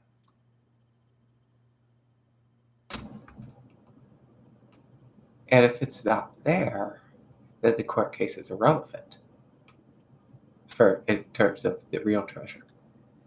And accusations about what treasure is there might, if they get a subpoena to actually investigate, might turn up empty caravans. Which would also draw attention to, like, the Crimson Guard and stuff. Like, I was like, what happened? There should have been stuff here. Did, like, the thieves go in there and steal it all without, like, anyone noticing? Who knows where blame will fly? As Dasco's done an excellent job of pointing them all against each other. So potentially we should go there tonight before the trial to figure out exactly, like, to the actual location. Yeah. I was gonna head out to the location now that we know about it. At least go investigate the guy's shop and see if he knows what's going on. If he's in on it. I mean, he definitely knows what's going on. Well, I know he knows he has access to the doors. Does he know what he has access to, and is he part of taking it? guy in the shop almost certainly knows that the doors are fake, and he knows where they lead. But he may or may not have any idea what's going on with his clients. The individual clients who purchase the doors may be trying to run something else entirely. But yeah, investigating is absolutely something you can do.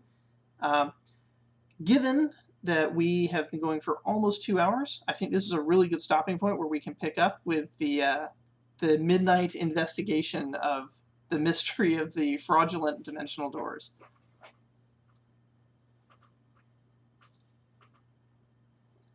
Well, I guess I'm really glad I asked that question.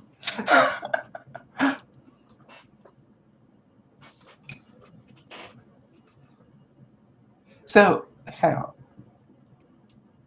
This is a question that we're probably going to solve by investigating, but would it be possible to use these extra dimensional doors to not only smuggle like stuff out, but also to travel between different doors?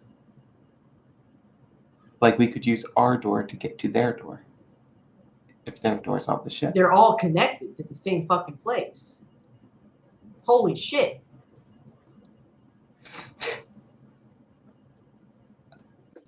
This is epic. Oh my god.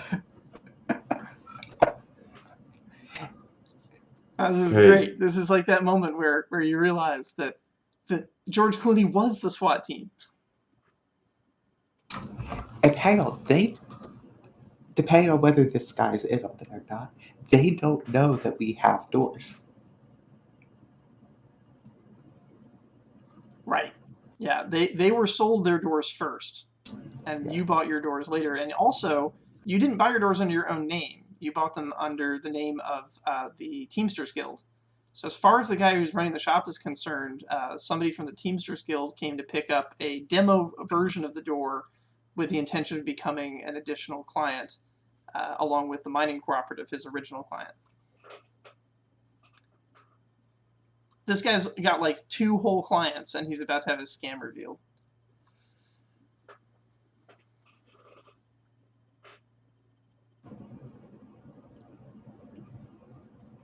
Alrighty, so this is where we'll pick up the next time, as those of you who are available will be going to investigate. It's interesting that in this situation, Rorik, you are still with the caravan, meaning that if they do make it into one of the caravan's doors, you're there to actually go check on that door. Meaning the party could meet up again. Yep.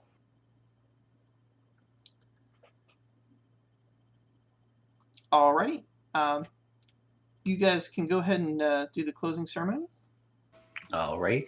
I would like to give one to Mini Beast for being on our guard, for being an excellent guard, and hopefully soon we'll meet up with this whole thing. I want to give one to Eben. My brain's a little bit fried at this moment. For all your excellent planning and stuff. I like to give one to Echelon for Scapegoat. You basically just you're like the kid that like throws a freaking firecrackers in the middle of the street and then runs off. And I want to give one to Rav for deciding to be pumped filled with necromantic energy without worrying about the consequences of that action. And I like to give one to Shifty for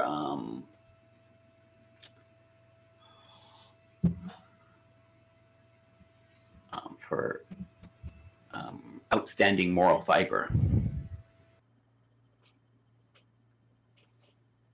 I'd like to go.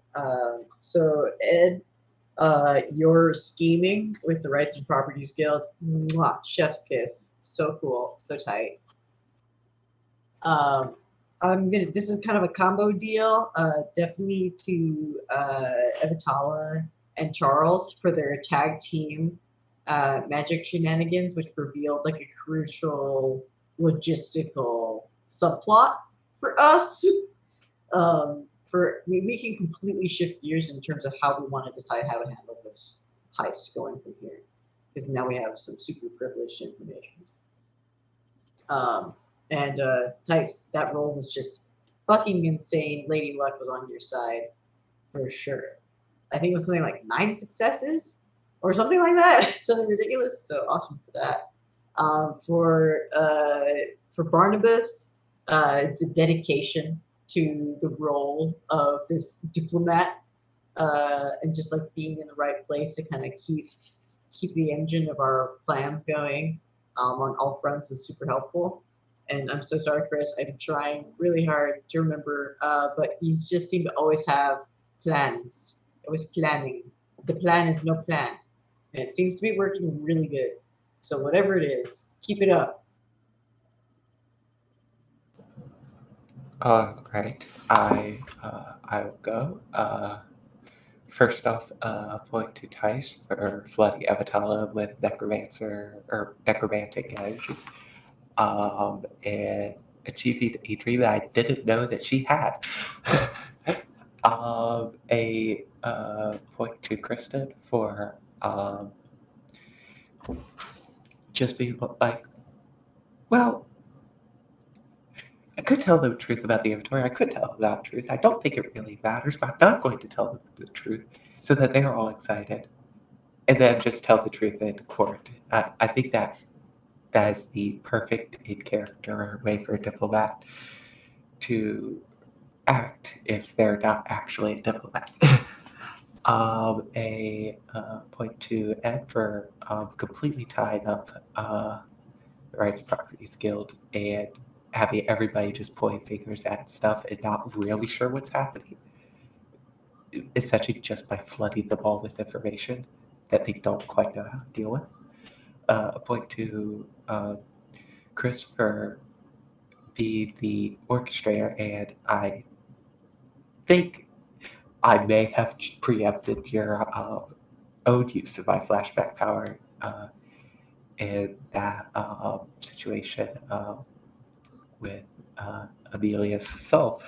And a point to Jackie for solving problems through lesbianism, which is always, I think, the way you should solve problems. Exactly, girl. You and I are on the same page. You understand. All right, I'll go. To Jackie for romancing the stone. Tight. Mm-hmm. Hell yeah. That's the only good one I got all night, but that's what it's for. Ed for just the wicked web you weave, and helping us get through the court case tomorrow, I think will be very useful.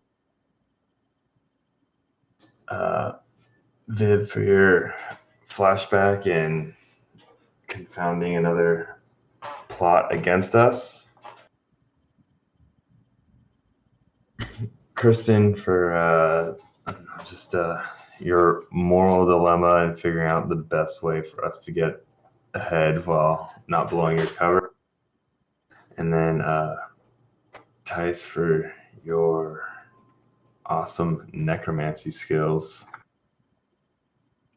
and figuring out basically giving us the juice to figure out what's going on with those magical doors. The funniest thing is, if he didn't start just shoving corpses into one of those doors, we would not know about this, right? Am I understanding that correctly? Yeah. Yes. What a degenerate. Good job. You have mysteriously, almost as though you planned it, assembled exactly the right team of degenerates. I just wonder if the proprietor of this scam has ever gone down to check what was being put in the basement. It just walked in and there's like 5 corpses just standing there and a whole bunch of bones. The rooms themselves have no exits. They're completely solid, wall, ceiling, floor. So it will be interesting. Well, that's to see not up what's to there when code. we get there. Oh my god. Personally, I think it's a fire hazard. I think that's our way in. We're fired. the inspectors. So Jackie and Kristen kind of together for being our sources on the inside. I think that's super useful. And you guys, Kristen, you're kind of well equipped to be a spy. Jackie, you're potentially less equipped to be a spy, but you fit the part of a guard, and so you're doing a great job there. Just right place, right time, right bod. You know. Yeah, I do like it whenever you did try to do like spy shit. You're just like, what have I got to work with? Vigor, melee. Yep. There are several playthroughs of Hitman. Can I muscle? That's exactly how I run the game. Can I sneakily muscle my way through some shit? And then Vivian and Tice for the magical investigation. That's uncovered a lot of useful stuff, and probably is going to change our plan significantly. And then Chris, for basically, I feel like you're always basically just sitting there, planning, occasionally making a snide comment, and looking at all of our character sheets, deciding how you're going to basically puppet master things to make things work. I Not think, wrong.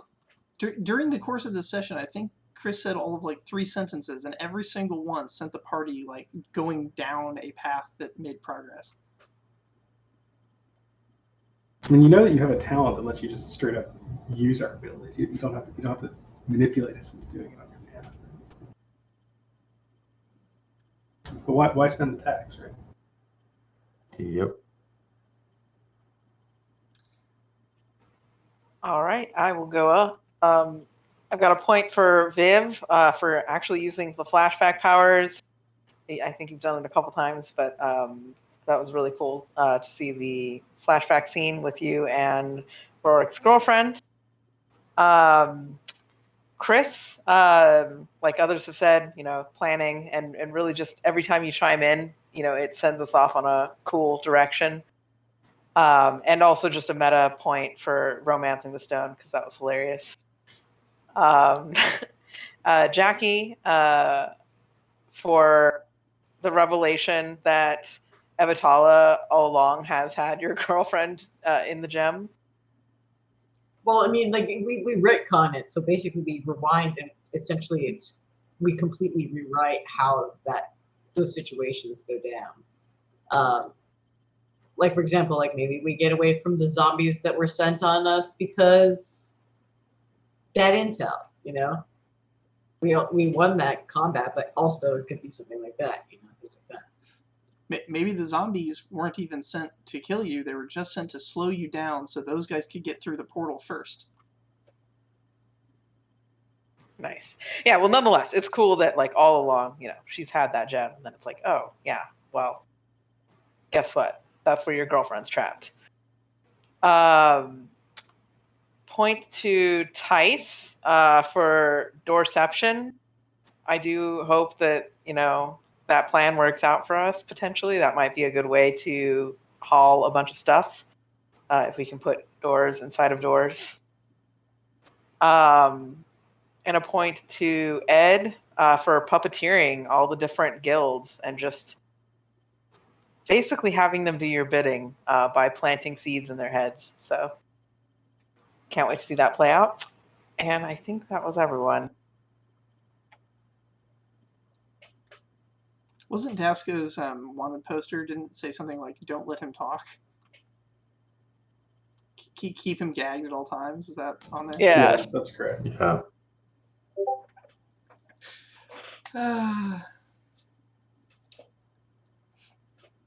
Alrighty, well, thank you, everybody.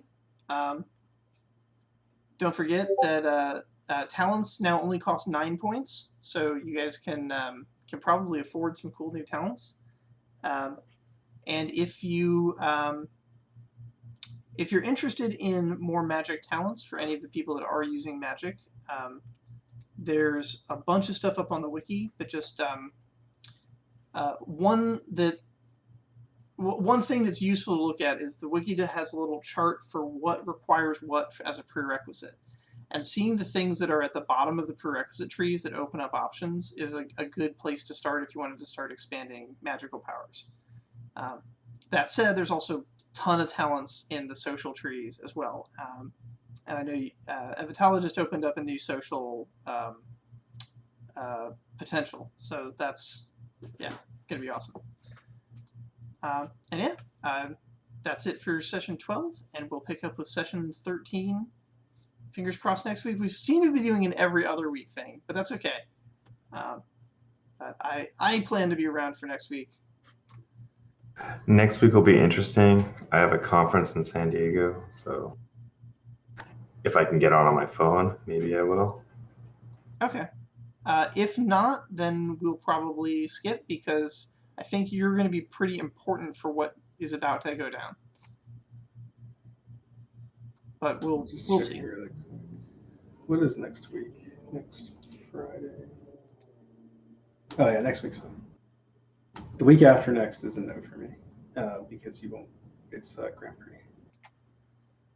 Okay. So probably a no for you. All right. Too, Dave. It's going to be. Actually, I don't know how loud it is where you are. At this time of night, it won't be that loud, so it should be bad. We'll sort it out then. I'm going to go ahead and stop the recording here, and we'll pick up whensoever we manage to meet again.